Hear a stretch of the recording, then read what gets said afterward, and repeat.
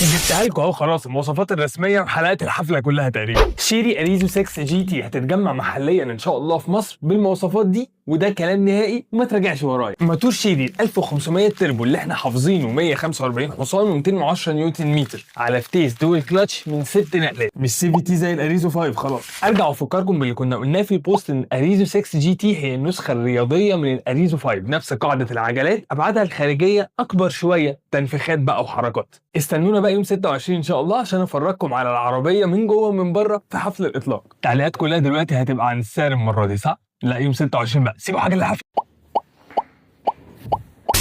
جبتها لكم اهو خلاص المواصفات الرسميه وحلقات الحفله كلها تقريبا. شيري اريزو 6 جي تي هتتجمع محليا ان شاء الله في مصر بالمواصفات دي، وده كلام نهائي وما تراجعش ورايا. موتور شيري 1500 تربو اللي احنا حافظينه 145 حصان و210 نيوتن متر على فتيس دول كلاتش من 6 نقلات، مش سي في تي زي الاريزو 5 خلاص. ارجع افكركم باللي كنا قلناه في البوست ان اريزو 6 جي تي هي النسخه الرياضيه من الاريزو 5، نفس قاعده العجلات، ابعادها الخارجيه اكبر شويه، تنفيخات بقى وحركات. استنونا بقى يوم 26 ان شاء الله عشان افرجكم على العربيه من جوه ومن بره في حفل الاطلاق. التعليقات كلها دلوقتي هتبقى عن السعر المره دي، صح؟ لا يوم 26 بقى، سيبوا حاجه للحفله.